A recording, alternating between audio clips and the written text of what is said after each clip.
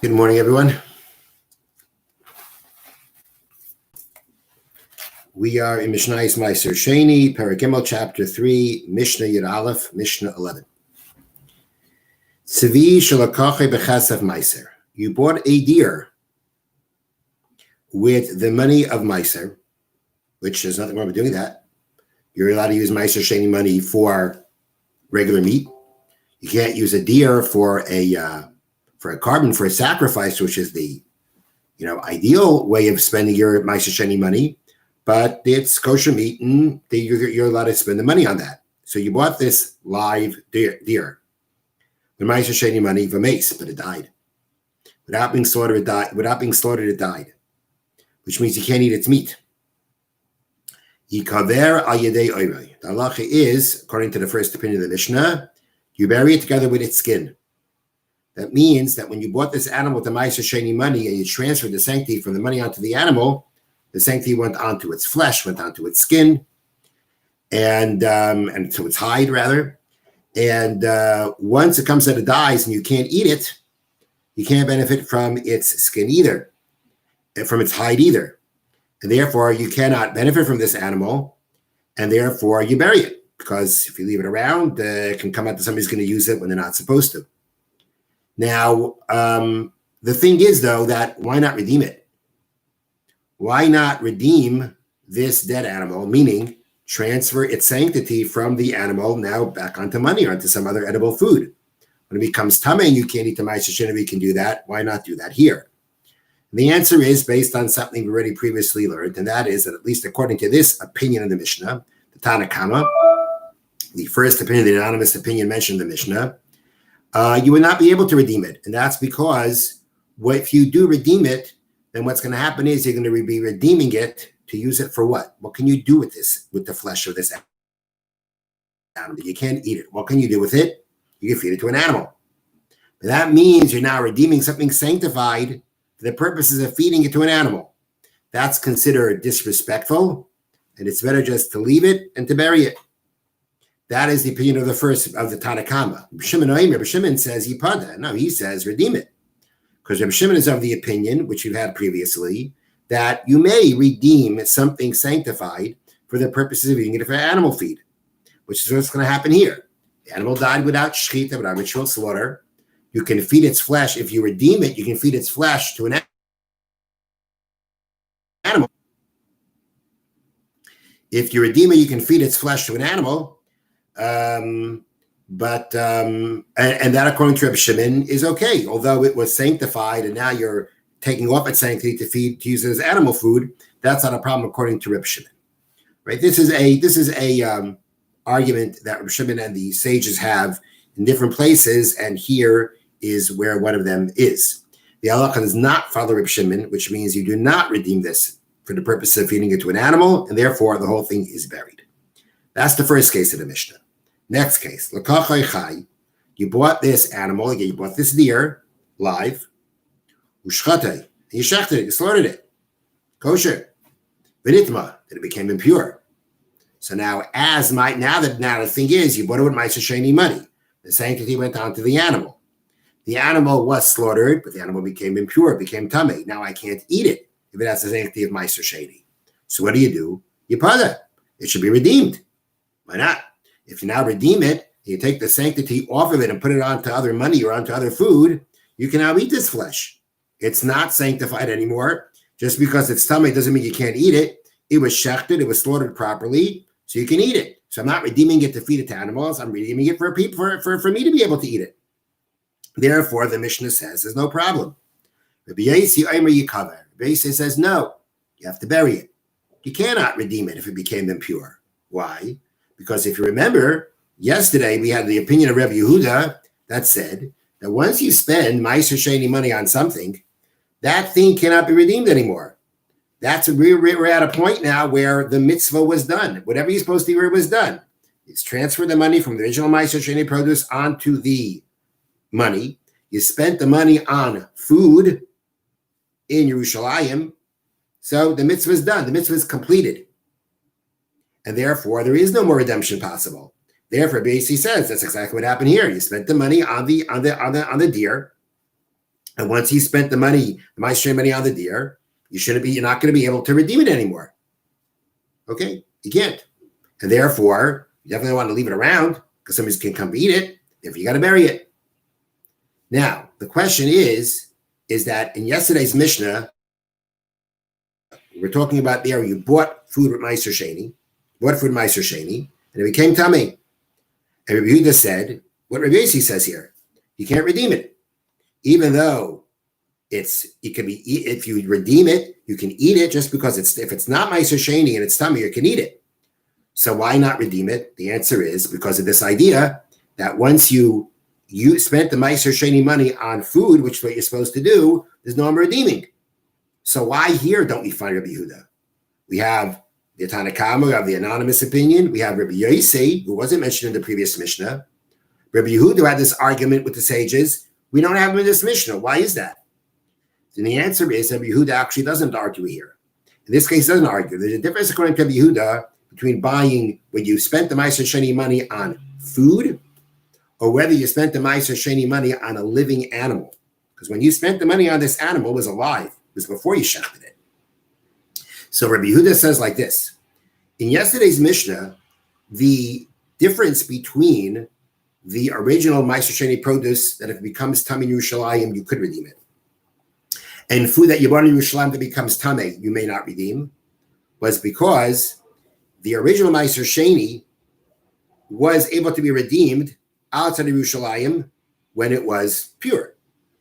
That's the din. That's the law. That's the law. If you have Meiser Sheni produce that you don't want to schlep it up to Yerushalayim, redeem it onto money. But we know that money, that food that was bought with Meiser Sheni money, if that were to happen outside of Yerushalayim, you wouldn't be able to redeem that food. You'd have to bring that food up. So that was a very important point of distinction that Rabbi Yehuda said. Because of that distinction, we have a distinction between the original Meiser Sheni produce and what's bought with the Meiser Sheni produce, that the original Meiser Sheni becomes impure in Yerushalayim, you can redeem it. Food that was bought with Meiser Sheni money that became Tam Yerushalayim, you may not redeem. That was Rabbi Yehuda's opinion. Rabbi Yehuda will tell you if you buy a live animal, buying a live animal is not like buying food. Because actually, Rabbi Yehuda holds, and he has a source for this in the Torah, that if you buy a live animal with Meiser Sheni money, you would be able to redeem it outside of Yerushalayim. You would be able to. Food, regular food, meaning what's considered food, you can't redeem it. It was what with Meiser Sheni money, you can't redeem outside of Yerushalayim. But it's not food yet. This is a live animal. And actually, while it's alive, it cannot become impure. It only became impure after it was slaughtered. But when you bought it while it was alive. While it was alive, even everybody agrees that that animal that was bought outside of Yerushalayim can be redeemed like the original Meiser Sheni produce. And therefore, it's just like that original Meiser Sheni produce. And just as it can be redeemed outside of Yerushalayim, if it's in Yerushalayim and becomes impure, you could also redeem it. So that's the distinction between yesterday's Mishnah and today's Mishnah, according to Rabbi Yehuda. However, and Rabbi Yossi in our Mishnah says it doesn't make a difference. Makes absolutely no difference. Once you spent the money, even if on a live animal, you cannot redeem it anymore. Now the Mishnah then concludes, now let's say when you first used the Meiser Sheni money on this deer meat, it was already meat. It was slaughtered, and it was food. Then it becomes tamei. Then it's just like yesterday's Mishnah when you brought fruit with the Meiser Sheni money. There we had the argument Rabbi Yehuda and the Rabbanan. Can you redeem it anymore? And the same thing will apply here. Once it's slaughtered, it's food. So if when you buy with the Meiser Sheni, use Meiser Sheni to buy it, you're buying food, just like the food or the produce that you bought in the previous Mishnah. If that lands up going outside, if that were to happen outside of Yerushalayim, you would spend the money on the slaughtered meat outside of Yerushalayim. That's when you bought the meat. You couldn't redeem this meat. You'd have to eat it in Yerushalayim. Therefore, it falls under it's the exact same case as the previous Mishnah, that in an argument between Yehud and the Rabbanan as to if that becomes Saman Yerushalayim, could you redeem it or not?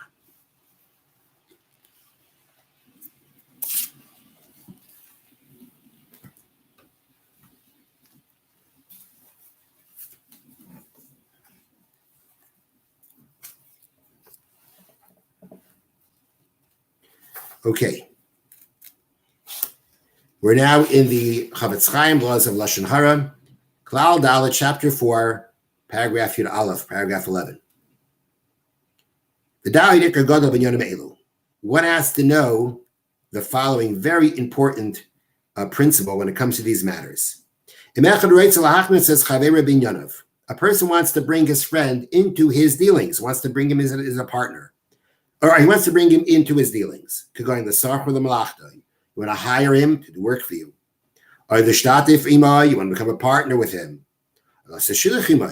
Or you want to marry your child off to his child, to make a shidduch, to make a match with him. And anything similar, where you're getting involved with someone else. Even if until this point of time you never heard anything bad about the person. Nonetheless, you can go and investigate and find out by others, what is this person like? What's he made of? What's he like? What's his nature? What person is he?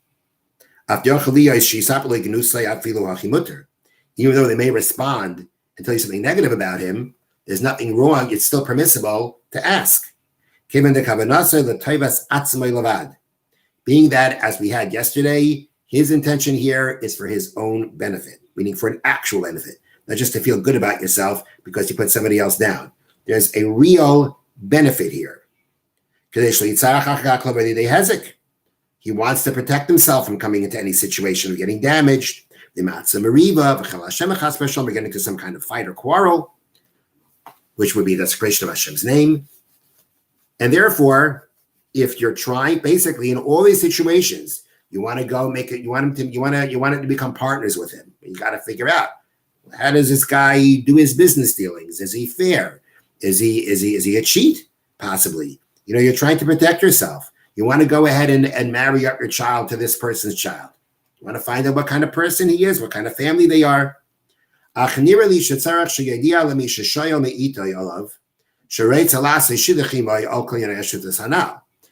you ask the person about this person, let him know why you're asking about that. You want to go into a partnership with him.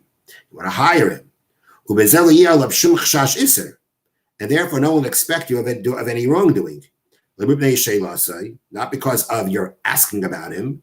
It's going to be clear when you explain why you're doing it, that the purpose is not to put him down. You're doing it in order for the purpose of benefiting yourself in a constructive way. In the parentheses, the Chavetz Chaim adds, the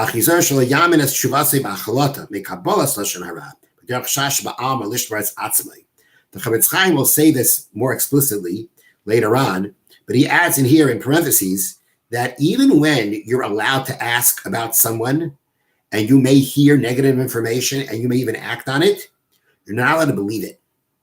You're allowed to take it into consideration and based on the possibility, act. Because you're not obligated to put yourself into a situation of, if you're not sure about something, if there's a possibility to be concerned about something, you don't have to put yourself into that situation. But again, it can only be something that you consider a possibility. And therefore, but not to believe it as an absolute truth. There's no prohibition here because now that person is saying something negative about someone when he responds to you. The name of the other is to say that, well, you're going to transgress the prohibition of not causing someone to stumble, which is not enabling someone to sin. Because even if the friend now responds and tells you some bad stuff about this person, he's not doing anything wrong either. Because his purpose is not to put this person down, but he's answering truthfully in order to help this person who's asking him for help in this matter. There's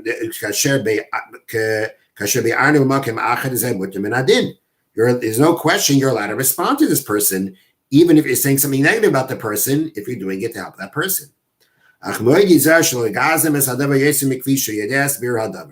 Number one, be very careful. Don't exaggerate. Don't make it more than it is.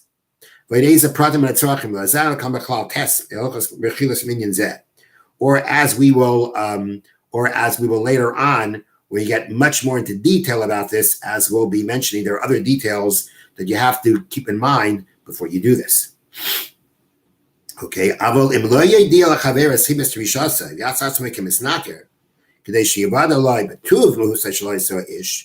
let's say you don't tell your friend why you're asking, and you just look like you're snooping around because you figure, oh, if I snoop, then he'll really pour out the information to me. That's how people react. Then you're for sure transgressing the prohibition of causing to sin. But through you, if your friend starts making up things and really going overboard, then you're causing him to do that. But if it's true, he's not allowed to say it. If again, he's just pouring it out on the guy. As we said before, even if it's true, it's a Lashon Harah. And it can only be said, the only reason you can say this or respond to this is because your intention is to help the other person. But if that's not your intention is to speak badly about the person. Just because, and even though it comes to the person benefits from what you're saying, you intended to put the person down. And therefore, one has to act as we've said. Meaning, if you're going to go over to this person and not tell him why you want to know about him, which means basically the person who's hearing your request about him just thinks you're looking for some gossip. And he responds gossipy. He tells you things about him. But since he doesn't know that you're asking him because you need to know this for a constructive purpose, his intention is to speak Lashon Harah. So even if it comes in at the end that he tells you things that will benefit you, but that wasn't his intention. So he spoke Lashon Harah. And because you asked him in this manner, that he responded in a way of Lashon Harah, you've caused him to speak a Lashon Harah. Therefore, when you have permission to ask about this, make sure you're making it clear to the other person why you're asking, so that when he responds in a permissible manner, meaning with the intention of helping out. Have a wonderful Shabbos. I hope the rest of your fast today, Asar B'Tevis, goes well and is meaningful. And may we not have to have fasts anymore because we'll have the coming of Mashiach Tzidkeinu B'Meir V'Yameinu. Amen.